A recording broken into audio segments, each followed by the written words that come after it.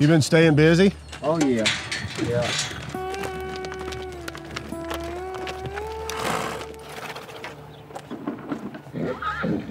So I think if we reset him, and then I'd like to put shoes on that little black horse. All right. Come on. Hey, come on. Hey. Boy, I'm watching the expression stubborn as a mule play out in real life right now. A stubborn mule is the least of Couy Griffin's problems these days. How's the politics been going? Oh, you know, every day's a new battle. I got a deposition later this morning on a lawsuit where they're trying to remove me from office. I've seen something about that. So now they're going to try to use the courts. I don't know. I don't agree with it, you know. If the people of this area didn't want me to be their commissioner, that recall would have worked. Yeah, it's a circus race. Griffin was convicted of trespassing on the Capitol as part of the January 6th insurrection, in part on the basis of this video posted to his Facebook page.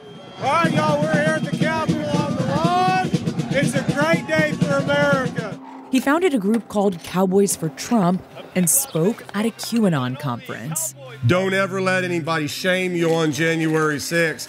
I wear January 6th as a badge of honor. But Griffin is also one of 3 Otero County Commissioners, and he's being sued to be removed from office and possibly barred from public service. And despite all his far-right connections, he's on his own.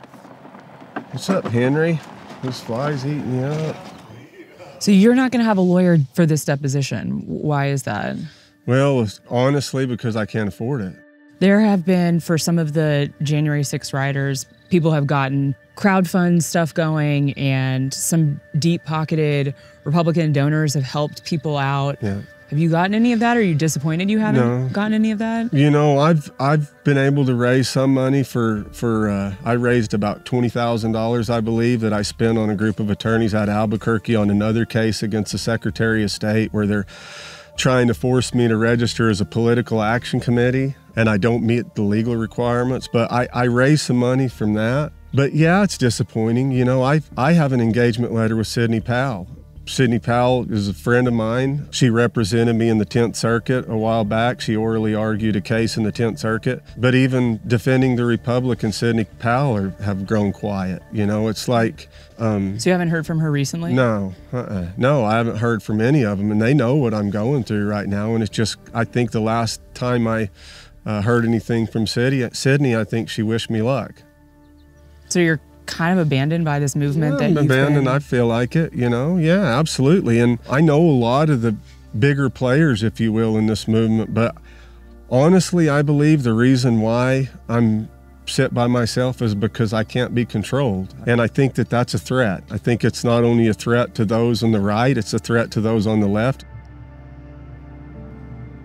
Griffin has other legal problems too. He's facing trial for the money he raised through Cowboys for Trump, which the state says violated campaign finance laws. And then there's his latest issue. In June, Griffin and his fellow Otero County Commissioners, who are all Republican, refused to certify the results of the county's primary election. So you want us to certify something that we can't even verify?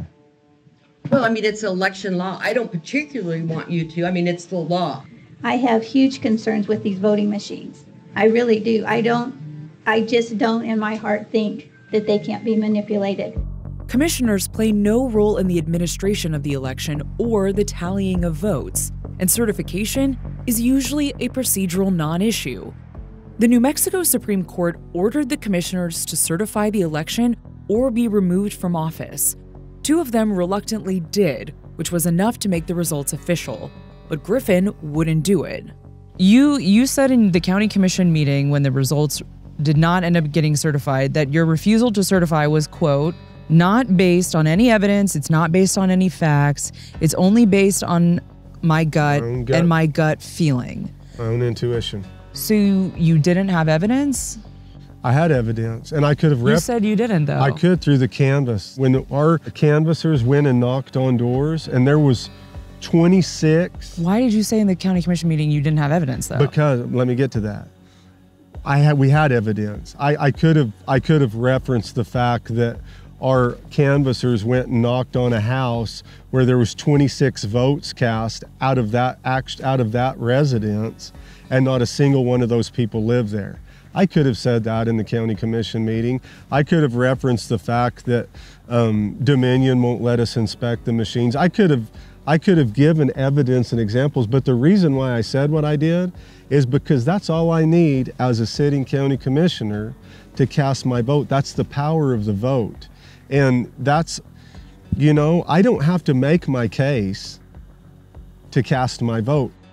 According to New Mexico state law, an official needs evidence to refuse to certify results. He's never produced any, but he's used his position to undermine the results, and that's exactly what hundreds of other people like him across the country could do in future elections.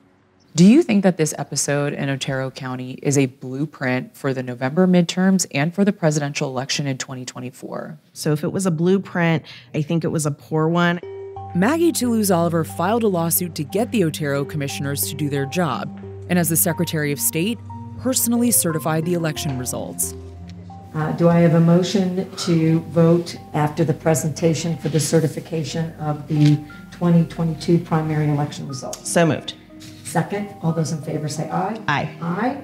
Great. That vote carries. I certainly hope that we've sent a very strong message that you either follow the law or you will potentially be removed from office and someone else will follow the law. And I do think that it was really important to put this behavior to a stop as quickly as possible as we could in our state so that other counties in our state and other entities in other states didn't try to follow suit.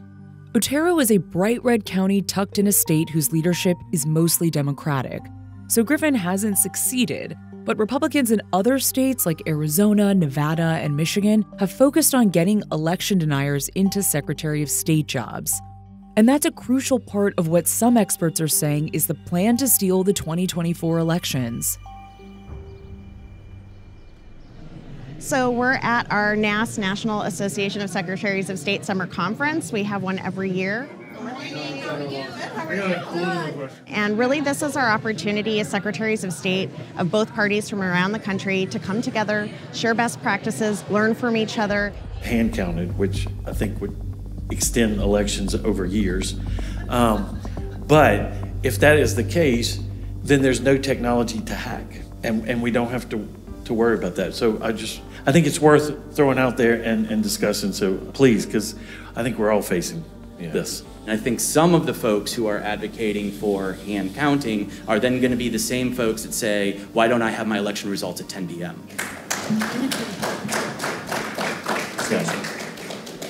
So I don't recommend hand counting.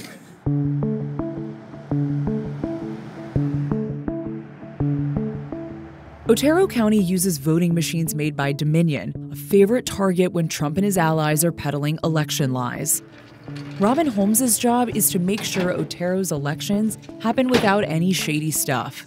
So we are in our voting machine warehouse. This is where we keep all of our voting machines. They're obviously all locked up. You all had elections here recently, primary elections in June. How did those go? So everything went great. All of our numbers were wonderful. We were very excited about all the work everybody had done to get to that point. There's a nationwide movement, I guess you could say, that's questioning the election results of still 2020, now of 2022 we're seeing, and probably 2024 and beyond. How does that make you feel about your job and your work? We've always taken pride in our work. We're very transparent. We're very fair.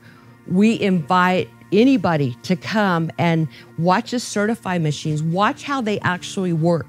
We are actually going to bring a representative down from Dominion and schedule a meeting to get our Board of County Commission over just for them or whoever else would like to come and see, just look at the system. And if they have any questions, ask, at that point. And I know our County Commissioner, Griffin, he says, well, there's proof of all this fraudulent voting but I have yet to see any proof. We've had nothing but good results out of these systems. And he is, as well as the other commission, they've all been elected on these systems.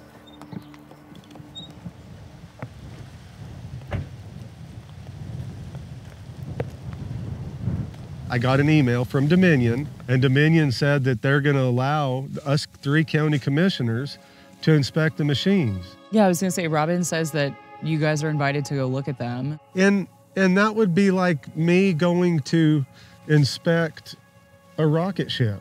I know nothing about it. I can go look at an outside forensics expert that's qualified. When we spoke with Griffin, he was still in office.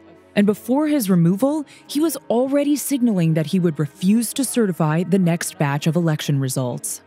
Are you going to certify the election results in November? That's to be determined. If it sits where it stands right now, I won't. I held the line right after getting out of federal court in Washington, D.C., the very same day that I was sentenced. I had a vote that afternoon by telephone, and I still voted no because I'm willing to make the sacrifice. I'm willing to go the extra mile. I'm willing to lay it all down for my country and for the future of our country, which is what every American should do and what so many Americans have done.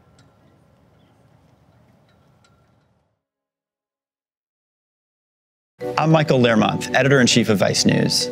Too often, traditional news outlets shy away from the real stories and experiences of those living through global conflicts. Not Vice News. Our reporters are on the ground, fearlessly covering the human stories that shape our world. You and millions of others can continue to read, watch, and listen to Vice News for free. But we hope you'll consider making a one-time or ongoing contribution of any size at vice.com/contribute. Every contribution, no matter how big or small, helps support the journalism Vice News brings to you every day. Thank you.